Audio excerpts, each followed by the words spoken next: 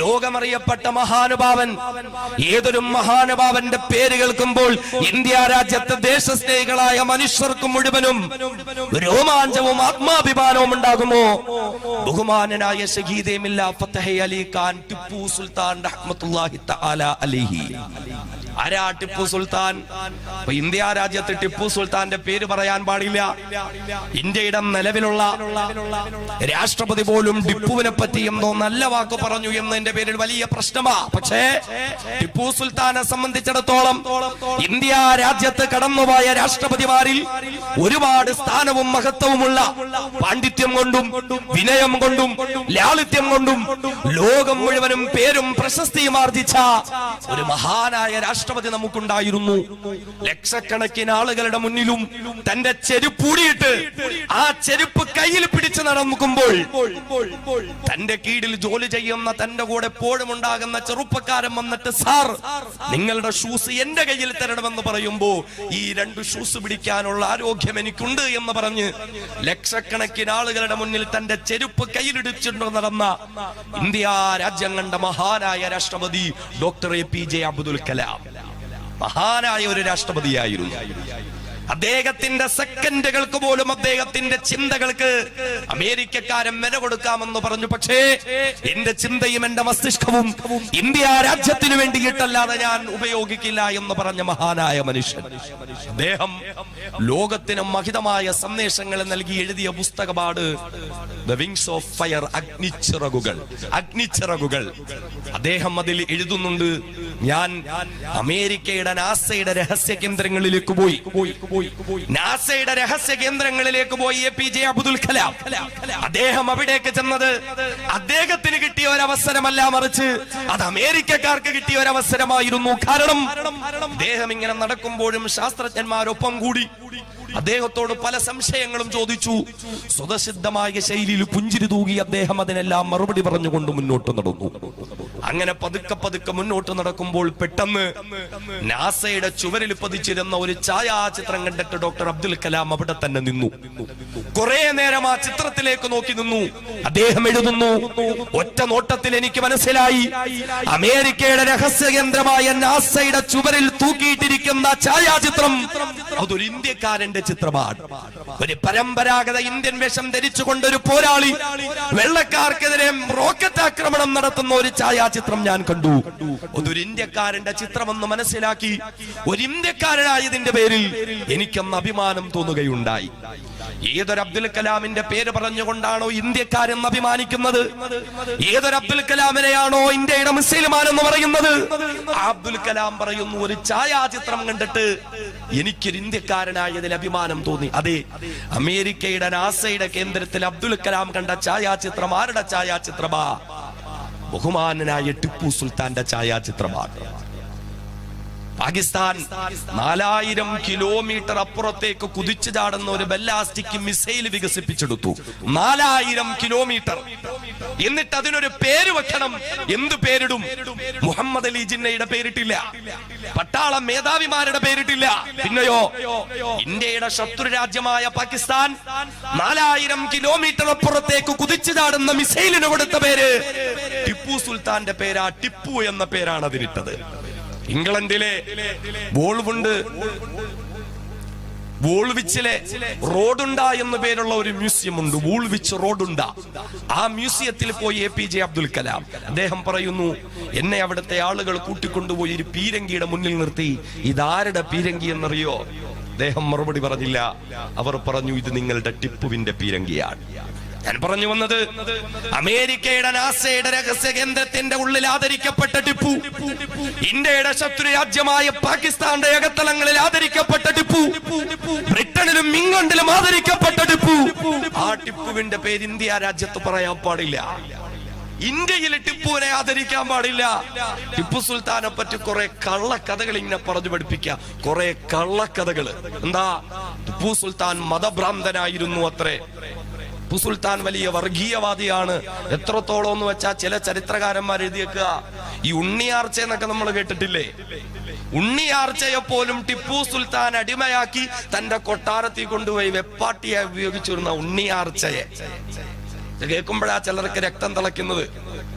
ഉണ്ണിയാർച്ച എന്നൊരു വ്യക്തി ജീവിച്ചിരുന്നു എന്നതിന്റെ ഒരു തെളിവുമില്ല. വെറും വാമൊഴികളിലൂടെ, പാട്ടുകളിലൂടെ, കഥകളിലൂടെ മാത്രം പ്രചരിക്കപ്പെട്ട ഒരവതാരമാണ് ഉണ്ണിയാർച്ച. ജീവിച്ചിരുന്നു എന്നതിന്റെ ഒരു തെളിവുമില്ല. ഇനി ജീവിച്ചിരുന്നു എന്ന് തന്നെ വെച്ചോട്ടെ, ഉണ്ണിയാർച്ചയെ പറ്റി പറയപ്പെടുന്ന കാലമൊക്കെ 16-ാം നൂറ്റാണ്ടും 17-ാം നൂറ്റാണ്ടുമാണ്. ടിപ്പു സുൽത്താൻ ജീവിച്ചിരുന്നത് അതും 100 കൊല്ലം കഴിഞ്ഞിട്ട് 18-ാം നൂറ്റാണ്ടിലാണ്. 17-ാം നൂറ്റാണ്ടിലുള്ള ഉണ്ണിയാർച്ചയാണ് 18-ാം നൂറ്റാണ്ടിലെ ടിപ്പു സുൽത്താൻ ഉപയോഗിച്ചതെന്ന്. വെറും കള്ളക്കഥകൾ. കഥകളിലൂടെ സിനിമകൾ പോലും ഇപ്പോ മലയാളത്തില് 3-4 അവാർഡുകൾ നേടിയെടുത്ത ആമേൻ എന്ന പേരുള്ള ഒരു സിനിമയുണ്ട്. ഞാൻ കണ്ടിട്ടില്ല, നിങ്ങൾ കണ്ടിട്ടുണ്ടാവും. അതിന്റെ തുടക്കം ടിപ്പു സുൽത്താനെ കാണിക്കും അത്രേ. ആലപ്പുഴയ്ക്ക് കുട്ടനാടിനടുത്ത് കുമരങ്കരി എന്ന പ്രദേശത്ത് ഒരു സുറിയാനി ചർച്ച്, ആ ചർച്ച് ആക്രമിച്ച് അവിടെ നിന്നെന്തൊക്കെ വിലപിടിപ്പുള്ള വസ്തുക്കൾ എടുക്കാൻ ടിപ്പു സുൽത്താൻ തന്റെ പടയാളികളുമായി ഇങ്ങനെ വരികയാണത്രേ. അങ്ങനെ വന്ന് രാത്രി ഇങ്ങനെ ആ ചർച്ചിന്റെ മുന്നിൽ നിൽക്കുമ്പോൾ പെട്ടെന്ന് പൗലോസ് പുണ്യാളൻ അതിൻ്റെ ഉള്ളിൽ ഇങ്ങനെ പ്രത്യക്ഷപ്പെട്ട് പ്രകാശം വന്ന് ടിപ്പു സുൽത്താൻ ഒളിച്ചോടി, തിരിച്ചു പേടിച്ചോടി എന്നൊക്കെയാ പറയുന്നത്. പക്ഷേ കൃത്യമായ രേഖകളുണ്ട്. പെരിയാറിന്റെ വടക്കോട്ട് ടിപ്പു വന്നിട്ടില്ല. പറയുന്നു ആലപ്പുഴയില് കുമരങ്കരിയില് ടിപ്പു സുൽത്താൻ വന്നു എന്ന്. കള്ളക്കഥകളാണ് ടിപ്പു സുൽത്താനെ പറ്റി പറയുന്നത്. നമ്മൾ വ്യക്തമായി അറിയണം. മാത്രമല്ല, എന്റെ ശബ്ദം കേൾക്കുന്ന ഏതെങ്കിലും ഹിന്ദു സഹോദരങ്ങൾ ഉണ്ടെങ്കിൽ ടിപ്പു സുൽത്താൻ ഹിന്ദുക്കളുടെ ശത്രു എന്ന് പറഞ്ഞാണെന്ന് പലരും പ്രചരിപ്പിക്കുന്നത്. ടിപ്പു ജയന്തി ആഘോഷിക്കാൻ, ടിപ്പുവിനെ ഓർക്കാൻ ഇന്ത്യ രാജ്യത്ത് അനുവാദം നൽകുന്നില്ല എങ്കിൽ അത് കേവലം ഇസ്ലാമിന്റെയോ മുസ്ലിമുകളുടെയോ മാത്രം പ്രശ്നമല്ല. അത് ഇന്ത്യ രാജ്യത്തെ എല്ലാ നല്ലവരായ ഹിന്ദുവിന്റെയും മുസ്ലിമിന്റെയും ക്രിസ്ത്യാനിയുടെയും പ്രശ്നമാ. ആരാ ടിപ്പു സുൽത്താൻ? നമ്മുടെ ഈ കൊല്ലം ജില്ലയിൽ നിന്ന് പോലും, ഇന്ത്യയുടെ പല ഭാഗത്ത് നിന്ന് പോലും ഹൈന്ദവ സഹോദരങ്ങൾ തീർത്ഥാടനത്തിനായി വരുന്ന കൊല്ലൂർ മൂകാംബിക ക്ഷേത്രമുണ്ട്. ഇവിടെ നിന്ന് പോലും ആളുകൾ ബസ് പിടിച്ച് അവിടെ പോകാറുണ്ട്. രാജ്യത്തിന്റെ പല ഭാഗങ്ങളിൽ നിന്നും കൊല്ലൂർ മൂകാംബികയിൽ ദർശനത്തിന് വേണ്ടി വരുന്ന ഹൈന്ദവ സഹോദരങ്ങളുണ്ട്. ഈ കൊല്ലൂർ മൂകാംബിക ക്ഷേത്രത്തിൽ എല്ലാ ദിവസവും ആ ക്ഷേത്രത്തിൽ ഒരു പ്രാർത്ഥന നടത്താറുണ്ട്.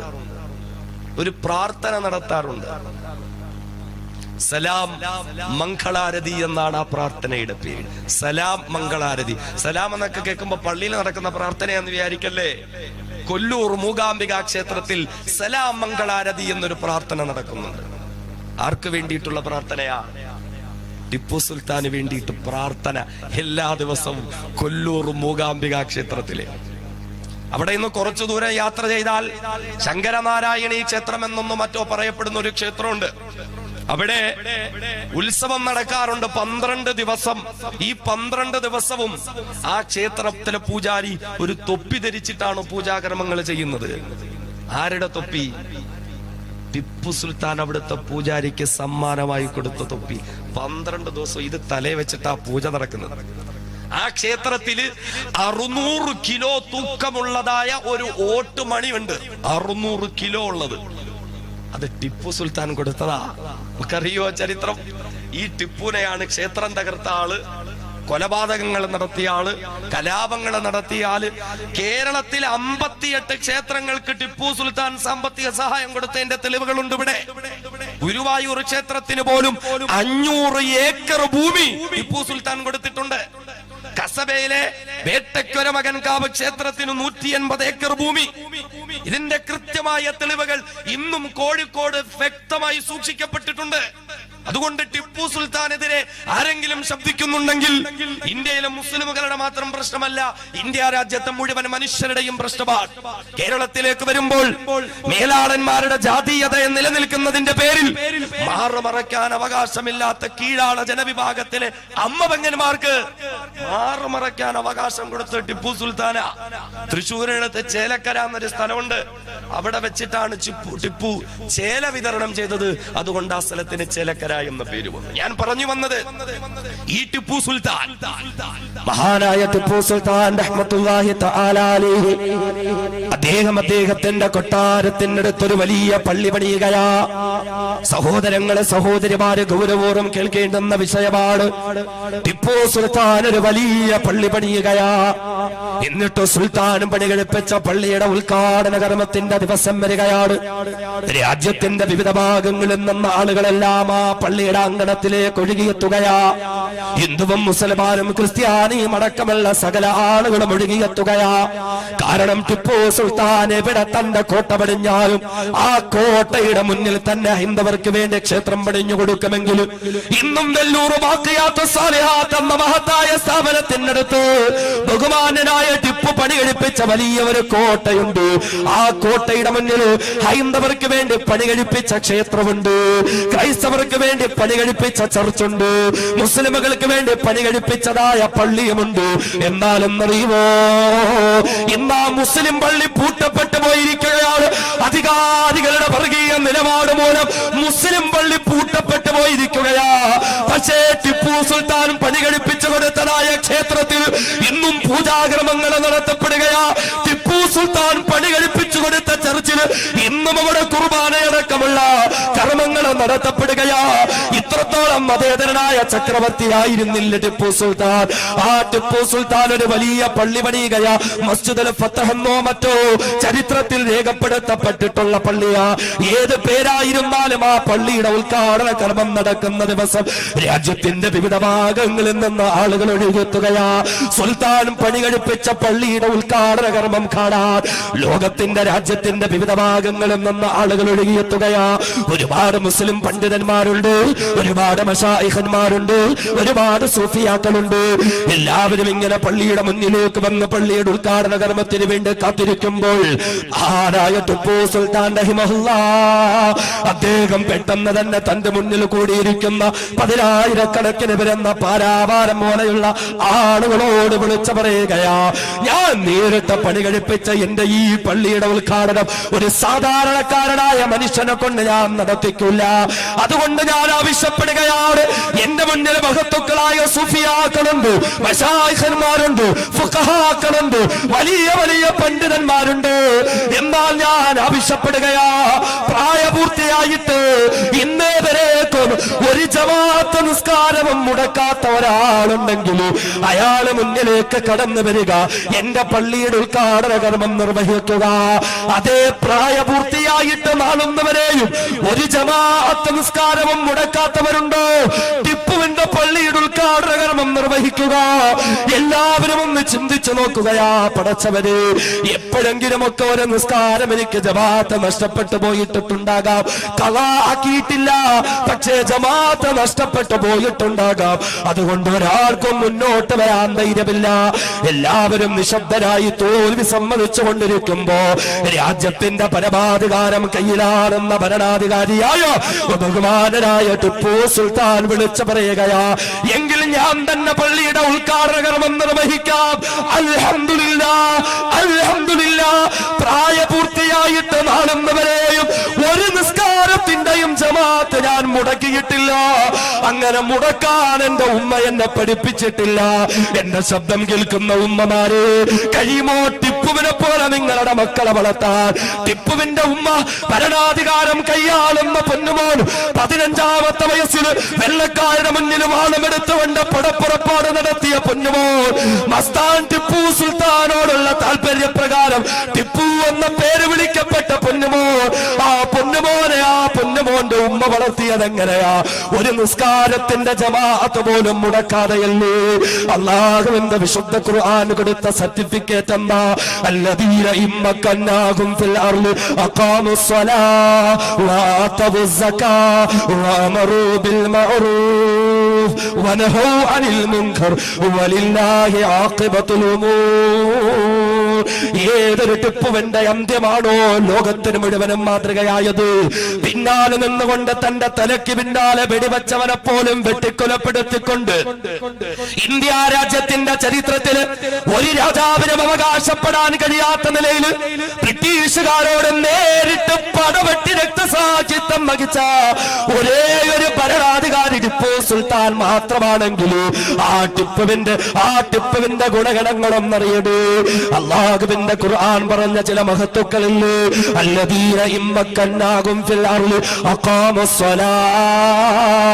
എത്ര അധികാരം പടച്ച തമ്പുരാൻ കൊടുത്താലും നിസ്കാരത്തെ കൃത്യമായി നിലനിർത്തുന്നവരെന്ന് ഖുർആൻ പറഞ്ഞ ആ മഹത്തായ സിഫത്തിലേക്ക് കടന്നുപോയ ടിപ്പു സുൽത്താൻ, ആ ടിപ്പുകളെ വളർത്തിയ പ്രിയപ്പെട്ട ഉമ്മ, ടിപ്പുവിന് കൊടുത്ത തർബിയത്തും സ്വലാഹിയത്തും അതാണെങ്കിലും എന്റെ ശബ്ദം കേൾക്കുന്ന മങ്ങാരത്തെ പ്രിയപ്പെട്ട ഉമ്മമാരെ, കഴിയുമോ നിങ്ങളുടെ മക്കളെ നിങ്ങൾക്ക് ഇങ്ങനെയൊന്ന് വളർത്താൻ? ഒരു ജമാഅത്ത് നിസ്കാരം പോലും മുടക്കാതെ അവിടെയാണ് ഹബീബായ റസൂൽ പഠിപ്പിച്ചത്. ഏഴാമത്തെ വയസ്സ് മുതൽ നിസ്കാരത്തിന്റെ കാര്യത്തിൽ ശ്രദ്ധയുണ്ടാക്കണം. വിശദീകരിക്കാൻ നമുക്ക് സമയമില്ല. ഖുർആൻ പഠിപ്പിക്കുന്ന മഹത്തായ മറ്റൊരു സംസ്കാരമുണ്ട്, ഹബീബായ റസൂൽ പഠിപ്പിച്ച സംസ്കാരം. 7 വയസ്സായാൽ മക്കളെ നിസ്കരിപ്പിക്കണം. 10 വയസ്സായിട്ടും നിസ്കരിച്ചില്ലെങ്കിൽ അടിക്കണം. ശേഷം റസൂലുള്ള പറഞ്ഞു, വഫർരിഖൂ ബൈനഹും ഫിൽ മലാജിഅ. 10 വയസ്സായി കഴിഞ്ഞാൽ ആൺകുട്ടിയാകട്ടെ പെൺകുട്ടിയാകട്ടെ ഒറ്റയ്ക്ക് കിടത്തി ശീലിപ്പിക്കണം. പിന്നെ ഒരുമിച്ച് കിടത്താൻ പാടില്ല. 10 വയസ്സ് പൂർത്തിയായോ പിന്നെ ആരോടൊപ്പവും അവരെ ഒരുമിച്ച് കിടത്തരുത്. 10 വയസ്സ് പൂർത്തിയായാ മാറ്റിക്കിടത്തണം. കാലഘട്ടം ഒന്ന് തെളിയിച്ചില്ലേ, കാലഘട്ടം തെളിയിക്കപ്പെട്ടില്ലേ എന്ന് വീടിന്റെ അകത്തളങ്ങളിൽ സഹോദരന്മാർക്കിടയിൽ പോലും 10 വയസ്സ് മുതൽ സൂക്ഷ്മതയുടെ അകലം പാലിക്കണം. സഹോദരനും സഹോദരിയും തമ്മിൽ കാണാൻ പാടില്ല എന്നല്ല, അവര് തമ്മിൽ മിണ്ടാൻ പാടില്ല എന്നല്ല, അവര് തമ്മിൽ സഹവസിക്കാൻ പാടില്ല എന്നല്ല. പക്ഷേ വിചാരവികാരങ്ങൾ മുളപൊട്ടുന്ന 10 വയസ്സ് പൂർത്തിയായി കഴിഞ്ഞാൽ, ആ 10 വയസ്സ് പൂർത്തിയായ നമ്മുടെ മകനാകട്ടെ മകളാകട്ടെ അവരുടെ സഹോദരന്മാരുടെ അടുക്കൽ നിന്ന് അവരെ പ്രത്യേകിച്ച് മാറ്റിക്കിടത്തണമെന്ന് മുഹമ്മദ് മുസ്തഫ സ്വല്ലല്ലാഹു അലൈഹി വസല്ലം പഠിപ്പിച്ചത് 6-ാം നൂറ്റാണ്ടിലും 7-ാം നൂറ്റാണ്ടിലുമാണെങ്കിലും സംസ്കാരമുള്ള ഇരുകാലി ജീവികളുടെ കാലഘട്ടമെന്ന് പറയപ്പെടുന്ന 21-ാം നൂറ്റാണ്ടിൽ 10 വയസ്സുള്ള മകളെ പീഡിപ്പിച്ച പിതാവിന്റെ വാർത്ത കേൾക്കുന്നില്ലേ? ഏറ്റവും കൂടുതൽ പീഡനങ്ങൾ പെൺകുട്ടികൾ നേരിടേണ്ടി വരുന്നത് വീടിന്റെ അകത്തളങ്ങളിൽ നിന്നാണെങ്കിലും 5 വയസ്സുള്ള പൊന്നുമോളെ പോലും പീഡിപ്പിച്ചിട്ട് കഴുത്ത് ഞെരിച്ച് കൊന്നുകളയുന്നെങ്കിലും 6 മാസം പ്രായമുള്ള പിഞ്ചുകുഞ്ഞിനെ പോലും പീഡിപ്പിക്കുന്ന കാലഘട്ടമാണെങ്കിലും 14 മുമ്പ് മുത്തുളി മുഹമ്മദ് മുസ്തഫ സല്ലല്ലാഹു അലൈഹി വസല്ലമ തങ്ങൾ പറഞ്ഞ 10 വയസ്സ് പൂർത്തിയായി കഴിഞ്ഞാൽ വഫർരിഖൂ ബൈനഹും ഫിൽ മലാജി, കിടപ്പറകളിൽ നിന്ന് നിങ്ങളുടെ മക്കളെ നിങ്ങൾ മാറ്റിക്കിടത്തരുത്. മഹത്തായ ഒരു സംസ്കാരമാണ്. വർഷങ്ങൾക്ക് മുമ്പ് ഇടുക്കി ജില്ലയിൽ നമ്മൾ കേട്ട ഒരു കഥയില്ലേ? 4 വയസ്സുള്ള സുന്ദരിയായ പൊന്നുമോളെ ഒരു ദിവസം കാണാതാവുകയാണ്. വീട്ടുകാരും നാട്ടുകാരും എല്ലാം അന്വേഷണം നടത്തി കുഞ്ഞിനെ കിട്ടുന്നില്ല. 2-3 ദിവസം കഴിയുമ്പോൾ ഒരു പൊന്തക്കാട്ടിൽ നിന്ന് മനുഷ്യഗന്ധത്തിന്റെ ദുർഗന്ധം വമിക്കുകയാണ്. മനുഷ്യ ശരീരം ചീഞ്ഞളിയുന്ന ദുർഗന്ധം വരികയാണ്. അന്വേഷണം നടത്തുമ്പോൾ ആ 4-5 വയസ്സുള്ള പൊന്നുമോള് ശ്വാസം മുട്ടിച്ചു കൊലപ്പെടുത്തിയിട്ട് ഒരു മരത്തിന്റെ പൊത്തിലേക്ക് കുത്തിയിറക്കിയിരിക്കുകയാ. അവസാനം അന്വേഷണം നടത്തിയിട്ട് പ്രതിയായി പിടിക്കപ്പെട്ടതാരാ? അവളുടെ വീടിന്റെ തൊട്ടടുത്ത് താമസിക്കുന്ന 11 വയസ്സുകാരൻ. ഓരോ ദിവസവും സ്കൂൾ വാനിൽ അവളുടെ തൊട്ടടുത്തിരുന്ന് യാത്ര ചെയ്യുന്ന 11 വയസ്സുകാരൻ. ആ 11 വയസ്സുകാരനെ കൊണ്ടുവന്നിട്ട് അവനെ കൗൺസിലിംഗിന് വിധേയനാക്കുമ്പോൾ പൊട്ടിക്കരഞ്ഞുകൊണ്ട് ആ പൊന്നുമോനെ വിളിച്ചു പറയുകയാ, എന്റെ വീട്ടിൽ ആരുമില്ലാത്ത സമയത്ത് മാതാപിതാക്കൾ പതിവായിട്ട് കാണുന്ന ചില സീഡികൾ ഉണ്ടായിരുന്നത്രേ. ആരുമില്ലാത്ത സമയത്ത് ഞാനും ആ സീഡിയിട്ട് കാണുകയുണ്ടായി. ഒരുപാട് അശ്ലീല രംഗങ്ങളിലൂടെ അതുകളോടെ കാണുകയുണ്ടായി. പല ആവർത്തി അതിങ്ങനെ കണ്ടപ്പോ എന്റെ മനസ്സിലും വല്ലാത്ത ചിന്തയുണ്ടായി. എവിടെയെങ്കിലുമൊക്കെ എനിക്കും ഇങ്ങനെയൊക്കെ വന്ന് ചെയ്യണമെന്ന് തോന്നി. അതിനായി തെരഞ്ഞെടുത്തതാരെയാ? തന്റെ വീടിന്റെ തൊട്ടടുത്ത് താമസിക്കുന്ന കളിക്കൂട്ടുകാരി. ഓരോ ദിവസവും തന്നോടൊപ്പം സ്കൂൾ വാനിൽ ഒന്നിച്ച് യാത്ര ചെയ്യുന്നവള്. സ്കൂളില്ലാത്ത ദിവസം മിഠായി കൊടുക്കാമെന്ന പേരിൽ പൊന്തക്കാട്ടിലേക്ക് കൊണ്ടുപോയി അവനോട് മോശമായി പെരുമാറി മാറിയപ്പോ കരയാൻ തുടങ്ങി. കരച്ചിലടക്കി പിടിക്കാൻ വേണ്ടി വായ പൊത്തിപ്പിടിച്ചു. എന്നാൽ ആ മൽപിടുത്തത്തിനിടയിൽ കുഞ്ഞുമോള് മരിച്ചുപോയി. ഒന്ന് ചിന്തിച്ചു നോക്കടേ, 11 വയസ്സുകാരന്റെ മനസ്സിൽ പോലും മോശമായ ചിന്താഗതികൾ ഉണ്ടായെങ്കിൽ ഇന്ന് എന്റെയും നിങ്ങളുടെയും മക്കളുടെ അവസ്ഥ എന്താ? വീട്ടിൽ നിന്ന് പുറത്തേക്ക് പോയാൽ സിനിമാ പോസ്റ്ററുകളോടെ കാണുന്നത് വൃത്തികേടല്ലേ? പരസ്യ പലകകളിൽ കാണുന്നത് വൃത്തികേടല്ലേ? സിനിമകളിലൂടെ സീരിയലുകളിലൂടെ കാണുന്നത് വൃത്തികേടല്ലേ? മൊബൈലിലൂടെ കാണുന്നത് വൃത്തികേടല്ലേ? ഈ വൃത്തികേട് കണ്ട മനസ്സുകൾ വിചാരത്തിന്റെ മുളപൊട്ടലുണ്ടായ നമ്മുടെ പ്രിയപ്പെട്ട പൊന്നുമക്കൾ, സഹോദരീ സഹോദരന്മാർക്കിടയിൽ ഇതിന്റെ പേരിൽ മോശമായ ബന്ധങ്ങൾ ഉണ്ടാകാതിരിക്കാൻ അല്ലാഹുവിന്റെ പ്രിയപ്പെട്ട ഹബീബ് പഠിപ്പിച്ചു.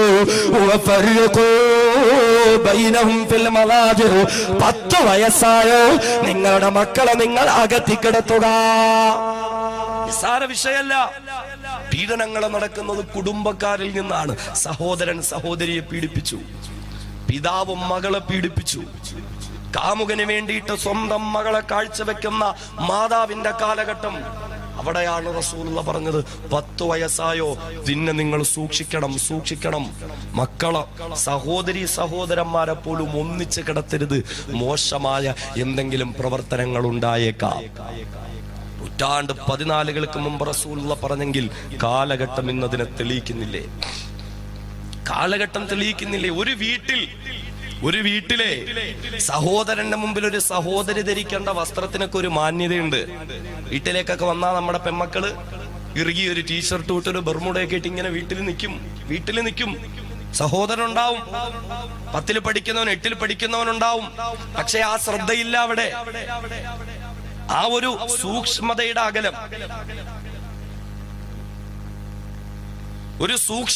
അകലം, സഹോദരി സഹോദരന്മാർക്കിടയിൽ പാലിക്കണം. പക്ഷെ നമുക്കതിനൊക്കെ കഴിയുന്നുണ്ടോ? നമ്മൾ ചിന്തിക്കേണ്ടത് ഈ സഹോദരി സഹോദരന്മാർക്കിടയിൽ പോലും സൂക്ഷ്മതയുടെ അകലം പാലിക്കണമെന്ന് വിശുദ്ധമായ ഖുർആൻ അല്ലാഹുവിന്റെ റസൂല് പരിചയപ്പെടുത്തിയെങ്കിൽ സഹോദരി സഹോദരന്മാരുടെ ഇടയിൽ എന്നുള്ള പോട്ടെ, വീടിന് പുറത്ത് അന്യ ആളുകളുമായിട്ടെങ്കിലും ഈ ഒരു സൂക്ഷ്മതയുടെ അകലം പാലിക്കാൻ നമുക്ക് കഴിയുന്നുണ്ടോ?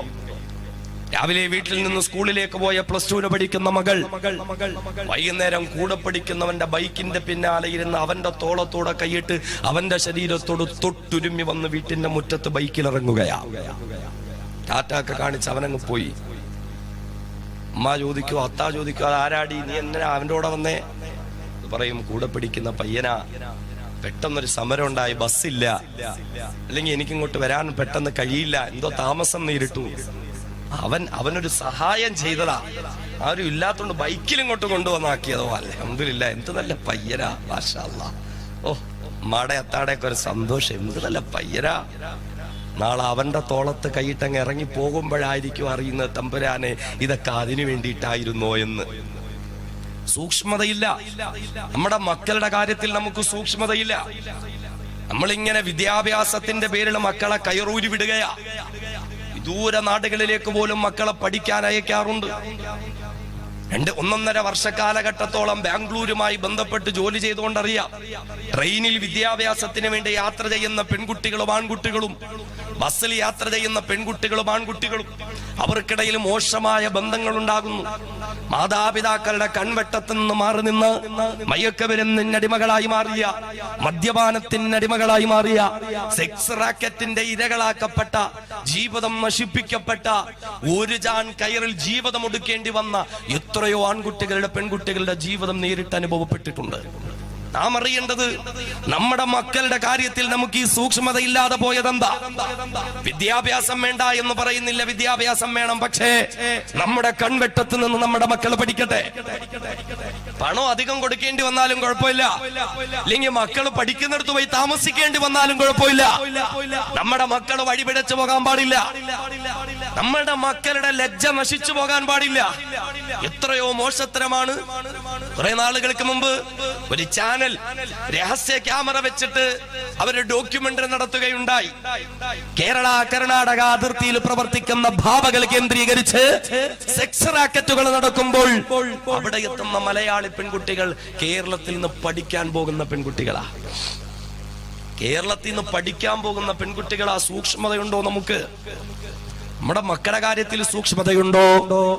മണിപ്പാൽ യൂണിവേഴ്സിറ്റിക്കടുത്ത് വിശുദ്ധമായ റമളാന് തറാവീഹ് നിസ്കരിക്കാൻ പോയ ഹാഫിളായ സുഹൃത്ത് വന്നിട്ട് വേദനയോടുകൂടിയാ പങ്കുവെക്കുന്നത്, കേരളത്തിൽ നിന്ന് പഠിക്കാൻ പോകുന്ന ആൺകുട്ടികളും പെൺകുട്ടികളും ഹോസ്റ്റൽ സൗകര്യം ലഭിക്കാത്തതിന്റെ പേരിൽ ഒരു വീട് വാടകയ്ക്കെടുത്ത് അവിടെ അവർ ഒന്നിച്ച് താമസിക്കുകയാ. 5 വർഷവും 6 വർഷവും വിചാരങ്ങളുടെ വേലിയേറ്റങ്ങൾ സൃഷ്ടിക്കപ്പെടുന്ന കാലഘട്ടത്തിൽ പെൺകുട്ടികളും ആൺകുട്ടികളും ഒരൊറ്റ വീട്ടിൽ താമസിക്കേണ്ടി വരുന്ന അപകടകരമായ അവസ്ഥകളെ പറ്റി മാതാപിതാക്കളെ നമുക്ക് ചിന്തിക്കാൻ കഴിയുന്നുണ്ടോ? ട്രെയിനിൽ നിന്നും ബാംഗ്ലൂരിലേക്ക് മകളെ ട്രെയിനിൽ ഒറ്റയ്ക്ക് യാത്രയേക്കുന്ന മാതാപിതാക്കള്, മംഗലാപുരത്തേക്ക് ബസ് കയറ്റി വിടുന്ന മാതാപിതാക്കള്, മണിപ്പാലിലേക്കും നാഗർകോവിലേക്കും വണ്ടി കയറ്റിയേക്കുന്ന മാതാപിതാക്കള്, ആരോടൊപ്പമാ പോകുന്നത്? കൂടെ പഠിക്കുന്നവനോടൊപ്പമാ പോകുന്നത്. ഒരാന്തരിയോടൊപ്പം ഇരിക്കാൻ ഉപദിക്കുന്ന പ്രായത്തില് പോയിട്ടില്ല. കാണ്ടാമൃഗത്തിനെ പോലൊരു ജീൻസ് പാന്റും വലിച്ചേറ്റി, ഒരു സ്കെൽറ്റൻ ഒരു ടീഷർട്ടും വലിച്ചേറ്റി. എന്തൊക്കെയപ്പ ടീഷർട്ടില്? കോഴിക്കോട് നഗരത്തിലൂടെ ബൈക്കിൽ യാത്ര ചെയ്യുന്ന ചെറുപ്പക്കാരൻ, അവന്റെ ബൈക്കിന്റെ അവന്റെ ടീഷർട്ടിന്റെ പിന്നിൽ പേരെഴുതിയിരിക്കുന്നു ഇബ്ലീസ്. ഇബ്ലീസ്. ചെറുപ്പക്കാരൻ ടീഷർട്ട് ഇട്ടൊരു നെഞ്ചത്ത് എഴുതി വെച്ചിരിക്കുന്നു ടു ദി ഹെൽ, നരകത്തിലേക്ക് പോകുന്നവനാണ് ഞാൻ. ബോബ് മാർലിയുടെയും മൈക്കിൾ ജാക്സന്റെയും മയക്കുമരുന്നിനും കഞ്ചാവിനും അടിമപ്പെട്ട് ജീവിതം മോഹിച്ചവരുടെയൊക്കെ പടവും ഒട്ടിച്ച് അതിങ്ങനെ നെഞ്ചത്ത് വെച്ചിട്ടാ പെരുന്നാളിന് പള്ളിയിൽ വരുന്നത്. കാരണം മാതാപിതാക്കൾ സർവ്വസ്വാതന്ത്ര്യം കൊടുത്തേക്കല്ലേ, സർവ്വസ്വാതന്ത്ര്യം കൊടുത്തിരിക്കുന്നു. വിശുദ്ധമായ റമളാനിൽ 30 ദിവസം തറാവീഹ് നിസ്കരിച്ചവൻ, വിശുദ്ധ ഖുർആനിനെ നെഞ്ചോടടച്ചവൻ, പെരുന്നാളിന്റെ അന്ന് പള്ളിയിലേക്ക് വന്നു. പള്ളിയിൽ നിസ്കാരം കഴിഞ്ഞ് കറുത്ത ഷർട്ടും വെള്ളം മുണ്ടും ഒക്കെ ഇട്ട് പള്ളിയുടെ മുമ്പിൽ ഇങ്ങനെ നിരന്ന് സെൽഫി എടുക്കുക. ഹയവാനൽ ഹിന്ദൽ ഹബീബി എന്നൊക്കെ പറഞ്ഞിട്ട് മാതാപിതാക്കൾ വിട്ടുകൊടുത്തല്ലേ ഇത്? ഞെരിയാണിക്ക് താഴെ ചവിട്ടിത്തേക്കുന്നതായ പാന്റ് വിട്ടിട്ട് റസൂലുള്ള പറഞ്ഞതിലേ ലാ യൻദുറുല്ലാഹു ഇലാ മൻ ജറ സൗബഹു ഖുയല, ഞെരിയാണിക്ക് താഴെ വസ്ത്രം ചവിട്ടിയരക്കി നടക്കുന്നവരിലേക്ക് അല്ലാഹുവിന്റെ കരുണയുടെ നോട്ടമില്ല, കരുണയുടെ നോട്ടമില്ല. പെരുന്നാളിന് ചെറുപ്പക്കാരൻ പള്ളിയിൽ വരുമ്പോ എന്താ അവസ്ഥ? ഈ short T-shirt, low waist pant, ഇതുമായിട്ട് ഇങ്ങനെ പള്ളിയിൽ വന്നൊരു നിസ്കാരമുണ്ട്. ഇതിങ്ങനെ അന്ന് വലിച്ചേറ്റിയ പുതിയ സാധനമാ. അപ്പൊ ഇങ്ങനെ എല്ലാരും കൈകെട്ടി റുക്കുവും കഴിഞ്ഞ് സുജൂദിലേക്ക് ഇങ്ങനെ പോകും. 98 വയസ്സുള്ള അത്താത്ത സുജൂദി പോയാലും ഈ 18 വയസ്സുള്ള ചെറുപ്പക്കാരൻ സുജൂദ് ചെയ്യൂല, പറ്റത്തില്ല. അവനൊക്കെ ഉണ്ട്. കാരണം അവൻ പെരുന്നാളിന് കുഴലിനകത്ത് കാലും കെട്ടിയിട്ടാ വന്നേക്കുന്നത്. നമ്മുടെയൊക്കെ മക്കളുടെ അവസ്ഥയെ പറയുന്നേ, ചിരിക്കുമ്പോഴും ഒന്ന് ചിന്തിക്കണം. കാല് മടങ്ങൂല, അടുത്ത് നിൽക്കുന്നവനെയൊക്കെ തൂങ്ങി താങ്ങി എങ്ങനെയെങ്കിലും ഇവൻ കമന്നങ്ങ് വീഴും. ഇവരിങ്ങനെ സുജൂദി പോകുമ്പോ നമ്മളൊക്കെ സുജൂദി ഇങ്ങനെ എഴുന്നേക്കുന്നുണ്ടാവും. അപ്പോ ഒരു കാഴ്ചയുണ്ട് അല്ലേ? അവന്റെ ആ ഷോർട്ട്, ആ ടീഷർട്ട് മുകളിലോട്ടും കയറും, ആ പാന്റ് അങ്ങ് താഴോട്ടും ഇറങ്ങും. അറിയാതെങ്ങാനും കണ്ണു തുറന്നാ പടച്ചവനെ തീർന്നു. നിസ്കാരത്തിന്റെ അവസ്ഥ നമ്മുടെ ചെറുപ്പക്കാരുടെ മാന്യമായിട്ടിരുന്ന് അത്തഹിയാത്ത് തോന്നുന്ന എത്ര ചെറുപ്പക്കാരുണ്ട്. ജുമായ്ക്ക് തന്നെ നോക്കിയാ മതി. ഈ പാന്റിൽ കാലും കയറ്റിയിട്ട് കാലും മടങ്ങൂല, അത്തഹിയാത്ത് ഓതാൻ പറ്റൂല. പിന്നിങ്ങനെ അന്തരീക്ഷത്തിലിരുന്ന് ഇങ്ങനെ അത്തഹിയാത്ത് ഓതുക. ഓ പടച്ചോനെ, എങ്ങനെയെങ്കിലും ഇത് തീർന്നിട്ട് വേണം വലത്തോട്ടോ ഇടത്തോട്ടോ എനിക്കൊന്ന് വീഴാൻ. ഇതല്ലേ അവസ്ഥ? നമ്മുടെ മക്കളുടെ നിസ്കാരത്തിന്റെ അവസ്ഥ. പെരുന്നാളിന് പള്ളിയിൽ വരുമ്പോ പോലും ഒരു മാന്യമായ വേഷവിധാനമില്ല, സ്റ്റൈലുകളാണ്, സ്റ്റൈലുകളാണ്. രാവിലെ സ്കൂളിലേക്ക് പോകുന്ന പൊന്നുമകളുണ്ട്. 6 മണിക്ക് അവള് വീട്ടിൽ നിന്ന് ഇറങ്ങും. 6 മണിക്ക് ട്യൂഷൻ ക്ലാസ് ഉണ്ട്. വൈകുന്നേരം 6 മണിക്ക് വരും. കമ്പ്യൂട്ടർ ക്ലാസ്സും എക്സ്ട്രാ ക്ലാസ്സും ഉൾപ്പെടെ കഴിഞ്ഞിട്ട് 12 മണിക്കൂർ 15ഉം 16ഉം 17ഉം 18ഉം വയസ്സൊക്കെയുള്ള പൊന്നുമോൾ, ആര് കണ്ടാലും കൊതിച്ചു പോകുന്ന ശരീര വടിവള്ള പൊന്നുമകൾ രാവിലെ വീട്ടിൽ നിന്ന് ഇറങ്ങുമ്പോ ഉത്തരവാദിത്വമുള്ള ഒരത്താണെങ്കിൽ നാളെ രാവിലെ ഒന്ന് നോക്കണം, എന്റെ മോള് പുറത്തേക്ക് പോവാ, അവളുടെ വസ്ത്രത്തിന്റെ അവസ്ഥ എന്താ? ഈ കോലത്തിലാണോ എന്റെ മോളെ ഞാൻ വിടേണ്ടത്? ഒന്ന് ചിന്തിക്കണം, ഒന്ന് നോക്കണം. ഇവൾ ഈ കോലത്തിൽ ഇങ്ങനെ പുറത്തേക്ക് ഇറങ്ങിയ അവളുടെ അവസ്ഥ എന്താ? ഇറുകി പിടിച്ച ഒരു സാധനം അല്ലെ? ഇപ്പൊ ഇറുക്കം കൂടുന്നോളം സ്റ്റൈല് കൂടുക, ഇറുക്കം കൂടി വരുന്നതോടും കൂടി സ്റ്റൈല് കൂടുക. എന്തൊക്കെ സ്റ്റൈലുകളാ തമ്പുരാനെ, വളരെ വൃത്തികേട്. ഈ ചുരിദാർ എന്നൊക്കെ പറയുന്ന സാധനം അതിന് ഇറക്കം താഴെ വരെ എത്തിപ്പോ. പക്ഷെ അതെന്ത് പറ്റിയെന്നറിയോ, അതിനനുസരിച്ച് ഈ രണ്ട് സൈഡിലെ വെട്ടിങ്ങനെ കേറി കേറി കേറി കേറി കക്ഷം വരെ എത്തി. ഇതിന്റെ അടിയിലാണ് മറ്റേ ലെഗിൻസ് വലിച്ചു കയറ്റിയേക്കുന്നത്. എന്ത് വൃത്തികെട്ട കോല. ഇതൊക്കെ ഇട്ട് ബാഗും തൂക്കിയിട്ട് ഇവിടെ ഇങ്ങനെ നടന്നു പോകും. അടുത്തോട്ടൊരു സൈക്കിള് പോയാൽ മതി, ഈ ചുരിദാറിൽ മുതല വാ തുറക്കാൻ രണ്ട് സൈഡിലേക്ക് ഇങ്ങനെ തുറക്കും. വളരെ വൃത്തികെട്ട കാഴ്ച.